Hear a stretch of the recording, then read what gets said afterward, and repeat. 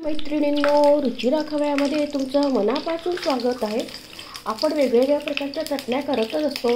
शेंगदाणे चटणी, खोबऱ्याची चटणी, आपण करणारे कारल्याची चटणी, आपण कारल्याची भाजी करतो। पण आज आपण करणारे कारल्याची चटणी एकदम तुम्हाला ती कारल्याची चटणी अशी वाटणारच नाही मुलांना घरात का तुम्ही करून दिली तर। आपण ते कारल्याची चटणीसाठी लागणारे साहित्य बघूया। कारले घेतले आपण, त्याच्यातल्या ज्या जाड बी आहे त्या काढून घेतल्या, लसूण घेतले, आमचूर पावडर आहे आणि शेंगदाणे घेतले आणि तिखट। एकदम झटपट होणारी ही चटणी आहे। आणि हे याच्यातल्या बघा ज्या जाड बिया असतात ना त्या अशा काढून घ्यायच्या। अशा काढून घेतल्या मी सगळ्या बिया, त्या जाडसर ज्या जठर असतात त्या सगळ्या काढून घ्या, नाही तर मग ती चटणी चांगली नाही लागणार। त्या सगळ्या काढून घ्यायच्या, ज्या जाड त्या सगळ्या काढून घेतल्या मी।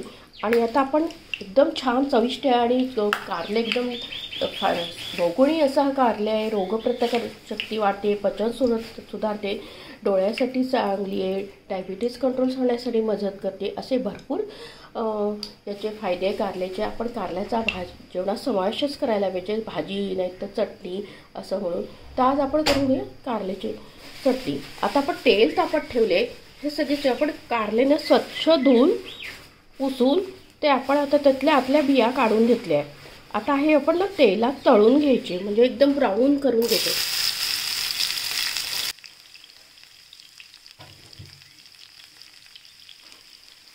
सगळे टाकले ह्याच्यात, आता हे चांगले तळून घ्यायचे, म्हणजे सगळं एकदम कुरकुरीत व्हायला पाहिजे, म्हणजे त्याचा कडवटपणा कमी होतो।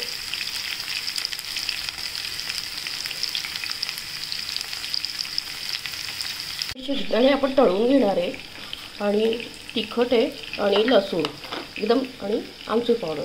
तुम्हाला गोड हवं असेल तर गोड थोडंसं टाकू शकता तुम्ही। आता बघा अजून व्हायचं आहे आपलं थोडं तळायला, थोडं असे सोनेरी पूर्ण असं सोनेरून घेऊ, छान तळल्या गेले ते त्यातलं आपले हे। आता आपण जास्त तेलात आपण शेंगदाणे तळून घेऊया, ते काढून घेऊया, तेल असं मिसळून। आता आपण हे बघा तळून झाले आपले, अशा कलरचे छान व्हायला पाहिजे, म्हणजे एकदम चटणी कडू नाही लागत ती। आपण हे शेंगदाणे जास्त तेलात तळून घेऊया छान।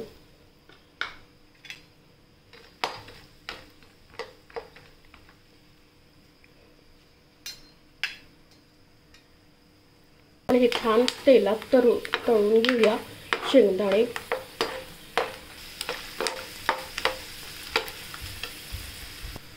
आता काढून घेऊ आपण हे, आपण शेंगदाणे काढून घेऊ, त्याच्यातलं तेल निथळून घेऊया।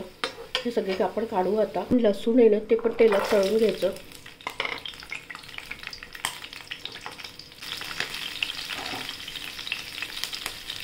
ते बघा लसूण पण आपण छान आता काढून घेऊया, थोडेसे सोनेरी रंग आले की।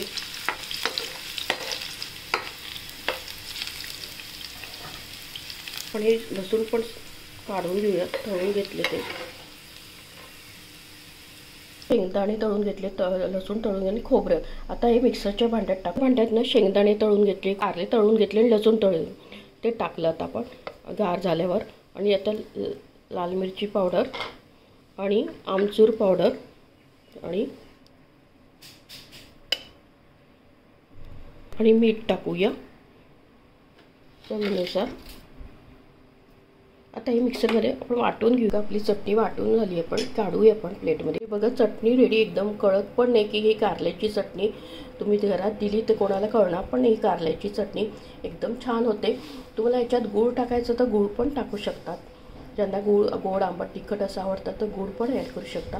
तुम्ही नक्की करून बघा। आणि हे कारलं खाणं एकदम सगळं चांगलं आहे, रक्त शुद्ध करते, वजन कंट्रोल करण्यास मदत करते, त्वचेसाठी फायदेशीर आहे। असे भरपूर असा हा बहुगुणी कारला आहे।